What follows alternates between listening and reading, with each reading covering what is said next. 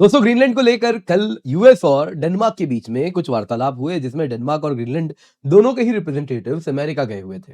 अब high level मुलाकात थी। अगर आप देखें जेडी वॉन्स थे, secretary of state Marco Rubio थे। तो इन सब के साथ बातचीत के बाद जो बात सामने आई है वो यही है कि टॉक्स फेल हो गए। डेनमार्क ने यही कहा कि देखिए, अमेरिका के प्रेसिडेंट यानी ट्रंप के मन को हम नहीं बदल पा रहे। जो बड़ा क्लियर है कि लड़के लेंगे ग्रीनलैंड, यानी कॉन्कर करने वाले हैं ग्रीनलैंड को। ये बात उन्होंने साफ साफ कह दी है। वॉन्स की ग्रीनलैंड मीटिंग हुई, फंडामेंटल डिसएग्रीमेंट तैयार है जो कि एज इट इज है। जो कि डेनमार्क कह रहा है कि तुमको जो करना है ग्रीनलैंड में करो, बस कॉन्कर मत करो, एनेक्स मत करो। नाम का तुम्हारा रहेगा, तुम वहां फौज रखो, मिनरल ले जाओ, सब कुछ ले जाओ, लेकिन टेरिटरी हमारा रहने तो थोड़ी सी इज्जत की बात है, बस इज्जत रख लो।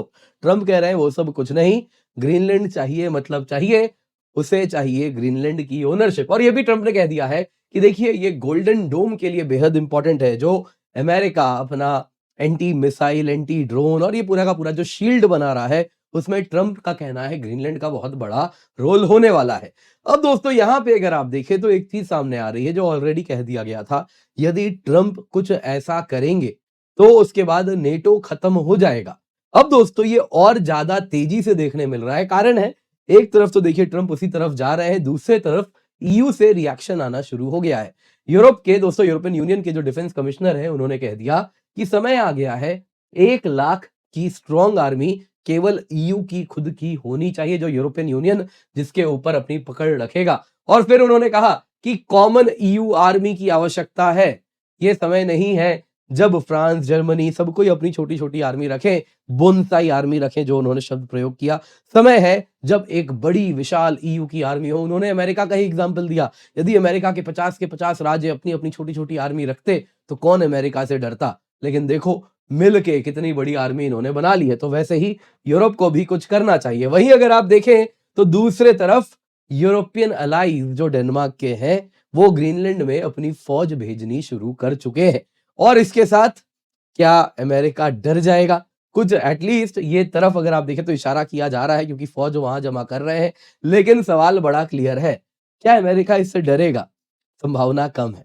तो क्या हो रहा है उस पर भी चर्चा करेंगे। लेकिन एक चीज बड़ी क्लियर है दोस्तों, यहाँ पे जहां ईयू एक तरफ अगर आप देखें तो अपनी फौज बनाना चाह रहा है, तो उसके लिए बेहद आवश्यक है, उसे स्ट्रॉन्ग पार्टनर्स चाहिए। और इसमें वो भारत को एज अ पार्टनर देख रहा है।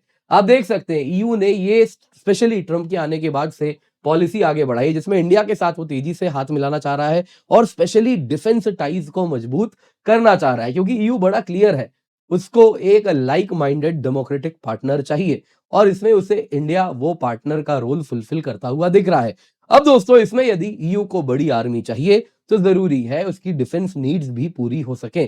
तो इसमें वो इंडिया के साथ जब रिश्तों को आगे बढ़ा रहा है, तो उसमें डिफेंस मैन्युफैक्चरिंग का बहुत बड़ा रोल है, जिसमें अगर आप देखें तो ईयू की सिक्योरिटी पुश भी हो रही है। और उसी में अगर आप देखें तो इंडिया ईयू डिफेंस कोऑपरेशन बहुत जोर शोर से आगे बढ़ाया जा रहा है, ताकि उसकी आर्मी को जो मिलिट्री इक्विपमेंट्स मिले वो क्वालिटी मिले और लो कॉस्ट में मिले। और वो रोल इंडिया उनके लिए फुलफिल करता है। और इसीलिए अगर आप देखें तो बहुत सारे इस प्रकार के आप देख सकते हैं डील भी सामने आ रहे हैं। अब फ्रांस के साथ रफाल डील ही ले लीजिए, अब उस पर नहीं जाएंगे, अच्छा बुरा वो सारी चीजें बाद के लिए है। लेकिन कुछ चीजें सामने आ रही जिसमें बड़ा क्लियर है, नागपुर में नई असेंबली लाइन बैठाई जाएगी रफाल्स के लिए, और ये दुनिया को एक्सपोर्ट भी किया जाएगा। जो जो रफाल के ग्लोबल कस्टमर्स हैं उनके लिए भी यहीं से रफाल बनेगा। 60% इंडिजिनस कंटेंट होगा। हालांकि 30% न्यूज में आया था, लेकिन अभी न्यूज आ रहा है कि it will be up to 60%। 60% indigenous content बड़ा रिस्पेक्टेबल अमाउंट है। कारण क्या है? अगर आप तेजस मार्क 1 की बात करें, उसमें भी बाई वैल्यू इंडिजिनस कंपोनेंट 59.9% है। तो 60% यानी तेजस जितना ही भारतीय रफाल भी हो जाएगा और ये दुनिया को हम एक्सपोर्ट करेंगे। वैसे इंडिया जर्मनी इन टॉक्स है 8 बिलियन के सबमरीन डील के लिए। तो ये सारी चीजें बता रही हैं कि इस प्रकार से डिफेंस मैन्युफैक्चरिंग एक दूसरे के साथ कॉम्प्लीमेंट्री रिश्ते बनाना शुरू कर रहे हैं। और कल को जब ईयू अपनी आर्मी रखेगा तो उसके लिए इंडिया में मैन्युफैक्चर किया गया जो प्रोडक्ट्स होगा वो यूरोपियन आर्मी को भी मिलेगा। तो यहाँ पे बहुत जरूरी है, एक बार उस पर भी हम चर्चा करें, क्योंकि जर्मनी ने तो ठान लिया है स्ट्रॉन्गेस्ट ईयू आर्मी बनेगा बाई 2031। तो क्या सब कुछ हो रहा है, आइए जरा आज के वीडियो में इसी पर चर्चा करते हैं। पर इससे पहले आगे बढ़े, आपसे निवेदन है वीडियो लाइक करें, चैनल सब्सक्राइब करें, बेल आइकन अवश्य दबा दें और साथ ही साथ दोस्तों अगर आप 15,000, 20,000, 25,000 रुपए तक, 30,000 तक खर्च करते हैं ऑन एन एवरेज प्रीलिम्स के मॉक टेस्ट में, तो वो दिन लद गए। आपके लिए हम लेकर के आए हैं केवल 1,999 रुपए में अनअकैडमी रिवीजन टेस्ट सीरीज, जिसके अंतर्गत 2,500 से अधिक आपको हाई क्वालिटी प्रीलिम्स क्वेश्चंस मिलते हैं, 8 सब्जेक्ट वाइज ऑनलाइन टेस्ट मिलता है, 22 फुल लेंथ टेस्ट मिलता है, 11 जीएस का, 11 सीसैट का, रियल एग्जाम सिमुलेशन है ऑनलाइन प्लस ऑफलाइन। पूरा का पूरा शेड्यूल अभी से हमने तैयार कर लिया है, आपके साथ ऑन साझा towards the end of the video आपको वो भी दिख जाएगा, तो आप देख सकते हैं। बड़ा ही क्वालिटी टेस्ट सीरीज है, क्योंकि इंडिया के बेस्ट एजुकेटर्स इसे बना रहे हैं, तो आप अवश्य जुड़े। बड़ी ही अफोर्डेबल प्राइस पर इस वक्त आपके लिए हम ये लेकर के आए। टुवर्ड्स द एंड इस पर डिटेल में चर्चा वापस करेंगे। तो क्या हुआ, देखिए दोस्तों, ग्रीनलैंड टॉक्स फेल हो गए। हाई लेवल टॉक्स वॉशिंगटन में हुआ, जेडी वॉन्स, मार्को रूबियो सब आ गए। डेनमार्क के भी और ग्रीनलैंड के भी रिप्रेजेंटेटिव्स वहां पे गए। डैनिश फॉरेन मिनिस्टर ने लास्ट में यही कहा मीडिया को, जब ये मीटिंग वगैरह हो गई उसके बाद, कि जो फंडामेंटल डिसएग्रीमेंट है वो एज इट इज बना हुआ है। हमने अमेरिकन प्रेसिडेंट के पोजीशन को बदलने का बहुत प्रयास किया, लेकिन हम नहीं कर पाए, वो नहीं बदलने वाले। प्रेसिडेंट का विश है कि वो ग्रीनलैंड को कॉन्कर करेंगे, मतलब लड़के लेंगे। बोले ठीक है भाई, कॉन्कर कर लीजिए। तो यहाँ पे हाई लेवल वर्किंग ग्रुप है, काफी कॉम्प्रोमाइजेस वगैरह प्रयास किया गया, क्या जरूरत है कॉन्कर करने की, बोलिए ना आपको क्या चाहिए ग्रीनलैंड में, कहाँ बेस लगाना है वहां बेस लगा देंगे, जिस प्रकार का बेस लगाना है वैसा लगा देंगे, आपको जो मिनरल चाहिए वो मिनरल आप माइनिंग कीजिए। लेकिन ना, ट्रंप ने कहा मैं तो उसे लूंगा, और वो भी कॉन्कर करके लूंगा। तो यहाँ पे दोस्तों, ये सब के बावजूद ट्रंप ने कहा कि कॉन्कर तो देखिए करना है। तो यहाँ पे दोस्तों, गोल्डन डोम के लिए ट्रंप का कहना है बेहद आवश्यक है ग्रीनलैंड। अब देखिए दोस्तों, वैसे ट्रंप बोलते हैं कि ग्रीनलैंड के आसपास देखो रूसी जहाज, चीनी जहाज घूमते रहते हैं, वास्तविकता वैसी कुछ नहीं है। तो यहाँ पे क्लियरली एक कारण बनाया जा रहा है रूस और चीन का, ट्रंप के द्वारा ग्रीनलैंड को हड़पने के लिए। अब यहाँ पे अगर आप देखें तो ट्रंप का कहना है कि यूएस नेशनल सिक्योरिटी के लिए बेहद इंपॉर्टेंट है, क्योंकि 175 बिलियन का जो golden dome missile defence system आने वाला है, जो कि सैटेलाइट बेस्ड शील्ड होगा, वो 2029 तक ऑपरेशनल करना है। और उसमें बेहद इंपॉर्टेंट है कि ग्रीनलैंड में अमेरिकन बेसेस तैनात रहे, ताकि जो भी मिसाइल्स वगैरह आर्कटिक से आ रहे हैं उनको ग्रीनलैंड के थ्रू ही हम डिटेक्ट कर सकते हैं, और फिर अमेरिका, कनाडा वगैरह आने से फर्दर रोक पाएंगे। अब दोस्तों, ट्रंप का कहना है कि ये बेहद आवश्यक है इस वजह से, क्योंकि रूसी और चीनी थ्रेट्स भी यहां पर बढ़ रहे हैं। अब इस पर उनसे कहा गया ग्रीनलैंड के द्वारा, डेनमार्क के द्वारा, आपको जो बेस लगाना है लगाइए, क्या सोचना है इतना। तो इस पे ट्रंप ने कहा ना ना ना, कंट्रीज को तो ओनरशिप चाहिए। आप ओनरशिप डिफेंड करते हैं, ये लीज पे लेके आ जाएंगे तो वो सब कोई डिफेंड नहीं करता है। ओनरशिप देंगे तो ही तो हम डिफेंड करेंगे चीन और रशिया जैसे थ्रेट्स के खिलाफ। अब दोस्तों, यहां पर सवाल पूछा गया, इसका क्या मतलब है? कल को नेटो कंट्री के ऊपर चीन और रशिया से थ्रेट होगा, वो कहीं पर हमला करेंगे, तो क्या अमेरिका यही बोल देगा कि ना जी, ये तो ना तो हमारा ओनरशिप है, ना तो लीज प्रॉपर्टी है, हम इसकी रक्षा नहीं करने वाले, जो करना है करो। तो किस भरोसे नेटो से हाथ मिलाया लिथुआनिया, लैटविया जैसे देशों ने? यही दिन दिखाना था ट्रंप को। तो बहुत सारे सवाल वो भी पूछे जा रहे हैं। हालांकि आपको मालूम ही है, ग्रीनलैंड सिर्फ और सिर्फ यूएस नेशनल सिक्योरिटी ही नहीं, यहाँ पे दोस्तों अगर आप देखें तो बहुत सारी अन्य चीजें भी हो रही हैं, जैसा नॉर्दर्न सी रूट के बारे में आपको बताया है, ट्रांसपोलर सी रूट के बारे में बताया है, तो वो सब हमने ऑलरेडी चर्चा की ही है, क्रिटिकल मिनरल्स के पर्सपेक्टिव से भी बताया है। डेफिनेटली आर्कटिक सिक्योरिटी के लिए भी अगर आप देखें तो ग्रीनलैंड का बड़ा रोल है गोल्डन डोम के पर्सपेक्टिव से भी। खैर, यहां पे दोस्तों इन सब के बाद ईयू क्या करे? वो कह रहा है यूरोपियन आर्मी बनानी पड़ेगी। यूरोपियन कमिश्नर है दोस्तों, कोई ऐसे वैसे व्यक्ति नहीं है, European commissioner for defence and space Andrius Kubilius, इन्होंने कहा कोई भी आर्म्ड एग्रेशन यदि ग्रीनलैंड के खिलाफ होता है, इसका मतलब है नेटो खत्म हो चुका है। इन्होंने कहा समय आ गया है जब यूरोपियन यूनियन कंसिडर करे अपनी standing military force. National level पे कंट्रीज आर्मी रखते हैं, रखिए, लेकिन यूरोपियन यूनियन की भी अपनी 1 लाख की फौज होनी चाहिए at any given point of time, जिसके द्वारा उन्होंने कहा कि पूरे के पूरे डिफेंस आर्किटेक्चर को लॉन्ग टर्म में हमें यूरोपियन यूनियन का बदलना होगा। उन्होंने कहा एक तरफ रशियन एग्रेशन है, जिसमें अमेरिका का प्रेजेंस अब कम होता जा रहा है यूक्रेन के सपोर्ट में, तो यूरोप को अकेले ही रशिया से लड़ना है। दूसरे तरफ वो अमेरिका ग्रीनलैंड को थ्रेटन कर रहा है, उनके शब्द है। तो इसी पे कुबिलियस ने कहा कुछ बिग बैंग अप्रोच चाहिए, ये छोटा मोटा चेंज से नहीं होगा, बड़ा बदलाव चाहिए हमें। यूरोप के कॉमन डिफेंस को री इमेजिन करना पड़ेगा, नए सिलसिले से लिखना पड़ेगा, जिसमें उन्होंने कहा कि जरूरी समय है हम अपने पैसे इस प्रकार से लगाएं कि हम एज अ यूरोप लड़ सके।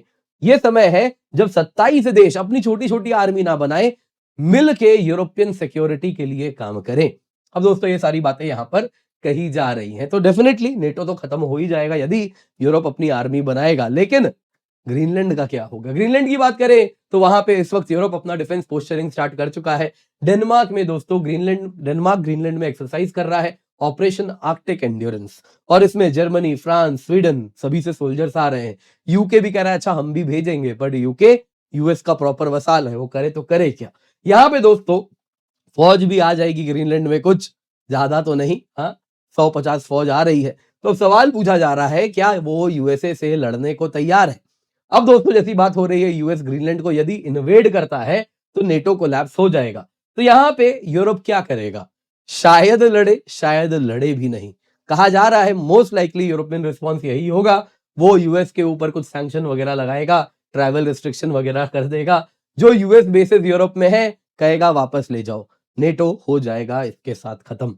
यूरोप दोस्तों हालांकि कह रहा है क्या जरूरत है लड़ने की, कॉम्प्रोमाइजेस दे रहा है, जो चाहिए यूएस मिलिट्री प्रेजेंस बढ़ाना है, यूएस बेसेस लगाने हैं ग्रीनलैंड में, मिनरल्स चाहिए, सब कुछ के लिए यूरोप अगर आप देखें तो तैयार है। बॉटम लाइन क्या है?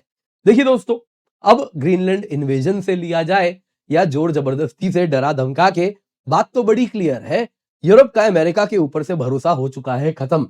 और यहां पे वो देख रहा है कि समय आया है, हमें अब करना होगा डाइवर्सिफाई। अमेरिका के ऊपर अब हम निर्भर नहीं कर सकते। रशिया भी दोस्त नहीं है, चाइना भी दोस्त नहीं है। कौन है वो मेजर पावर जो इंडिपेंडेंट भी हो और डेमोक्रेटिक भी हो? तो एक ही नाम है, ऑप्शन ही नहीं है, वो है भारत। तो इस वजह से दोस्तों इंडिया का स्कोप और रोल दोनों ही बढ़ रहा है। इंडिया डेमोक्रेटिक है, नॉन अलाइंड है, ग्रोइंग मिलिट्री कैपेबिलिटीज है, like Europe rules based order की मांग करते हैं, लाइक यूरोप मल्टीपोलर वर्ल्ड हम चाहते हैं देखना। तो इसमें ईयू इंडिया पार्टनरशिप बड़ा नेचुरल इसमें दिख रहा है। और इसीलिए अगर आप देखें तो एफटीए में बहुत बड़ा रोल दिया जा रहा है डिफेंस पार्टनरशिप को, जिसमें क्या हो सके डिफेंस इंडस्ट्रियल रोड मैप की बात हो रही है, जिसमें को डेवलपमेंट, को प्रोडक्शन, ये सब एफटीए के अंदर चर्चा हो रही है। टेक्नोलॉजी ट्रांसफर यूरोप से आ सके, यूरोप की निर्भरता यूएस आर्म्स पे कम हो सके, इसके लिए इंडिया उनका मैन्युफैक्चरिंग हब बन के उभर सके। यहां बेहद आवश्यक है दोस्तों, अगर आप कोई भी वेपन्स को बनाने वाली फैक्ट्री की बात करें, कंपनीज की बात करें, तो केवल एक कंट्री के भरोसे वो कंपनी ज्यादा लंबा कितना चलेगी, क्योंकि उन्होंने फैक्ट्री बनाया, प्रोडक्शन लाइन बनाया, उनको रिकरिंग ऑर्डर चाहिए। तो यहाँ पे ईयू का भी बहुत बड़ा कहीं ना कहीं आप देखें तो डिफेंस बजट बढ़ रहा है, भारत का भी बढ़ रहा है। तो ये मिल के हम लोग बड़े बड़े कंपनीज को इजीली सस्टेन कर पाएंगे। तो इस तरीके से डिफेंस इंडस्ट्रियल रोड मैप जो बनाया जा रहा है, यूरोप की भी जो आर्मी होगी, या एटलीस्ट यूरोप नेशनल लेवल पे ही जो अपनी आर्मी मजबूत कर रहा है, उसमें इंडियन कंपनीज का बड़ा रोल इस वजह से होने वाला है। वैसे ही अगर आप देखें तो EU India security and defence partnership भी हो रहा है। डिफेंस पार्टनरशिप के अंतर्गत ईयू और इंडिया, हमारी जो फौज होगी वो क्लोजली अलाइन होगी, मिलिट्री एक्सरसाइज ज्यादा से ज्यादा होंगे। सिक्योरिटी पार्टनरशिप का मतलब है कि हमारे बीच में क्लासिफाइड इंफॉर्मेशन भी शेयरिंग स्टार्ट हो जाएगी, जिस वजह से हमारे और ईयू के बीच में, जैसे आपने सुना है कई बार फाइव आईज के बारे में, वो लोग आपस में एक दूसरे के साथ इंफॉर्मेशन शेयरिंग करते रहते हैं। तो कुछ नॉट एग्जैक्टली लाइक दैट, लेकिन हाँ कुछ वैसा क्लासिफाइड इंफॉर्मेशन शेयरिंग भी हमारे बीच में तेजी से आगे बढ़ेगी। ये बताता है ट्रस्ट भी इंडिया और ईयू में बढ़ जाएगा। जहां तक बात है इसी के प्रिज्म से अगर आप देखें तो डिफेंस प्रोडक्शन हो रहा है साथ में, तो इसमें आप देखिए इंडिया फ्रांस का जो रफाल डील भी हो रहा है, उसमें इंडिया में मैन्युफैक्चर होगा, सिर्फ इंडिया के लिए ही नहीं, कल को ग्लोबल कस्टमर्स के लिए भी। तो यूरोपियन कस्टमर्स भी जो रफाल लेंगे बाकी, वो भी इंडिया से ही बन के वहां पर जाएगा। तो वैसे ही आप देखिए जर्मनी के साथ 8 बिलियन का सबमरीन डील है, जिसमें वो टेक ट्रांसफर वगैरह सब कुछ दे रहा है। तो इस तरीके से आप देखें तो कहीं ना कहीं डिफेंस कॉम्प्लीमेंटैरिटीज हो रही हैं। एयरबस है, यूरोपियन कंपनी है, अलग अलग देश यूरोप के अगर आप देखें तो फ्रांस, जर्मनी, स्पेन, सबका इसमें स्टेक है। तो वो एयरबस C295 भारत में बना रहा है वडोदरा में। अब वो सक्सेसफुली बना, तो अब उन्होंने कहा है कि जी आपको हम अगला, ये जो प्लेन आप यहां पे देख रहे हैं दोस्तों, उससे भी बड़ा C295 छोटा है रिलेटिवली, लिफ्ट कैपेबिलिटीज कम है, ये काफी बड़ा है, 40 टन तक की इसकी लिफ्ट कैपेबिलिटीज है। ये A400M जो आप देख रहे हैं मीडियम लिफ्ट प्लेन है, ये एयरबस का कहना है आप भारत में बनाइए, 85% इंडिजिनस कंटेंट, यानी लगभग ये प्लेन पूरा भारत में बनेगा। अब ये नंबर इतना बड़ा है क्योंकि अगर आप तेजस मार्क 1 देखें तो उसमें इंडिजिनस कंटेंट 60% है। तो आप समझ सकते हैं ये कितना बड़ा डील वो भी ऑफर कर रहे हैं और वो कह रहे हैं कि आपका पूरा का पूरा इकोसिस्टम मैन्युफैक्चरिंग का, डिफेंस मैन्युफैक्चरिंग का, हाईटेक मैन्युफैक्चरिंग का, वो भी आप भारत में इस तरीके से बना लीजिए।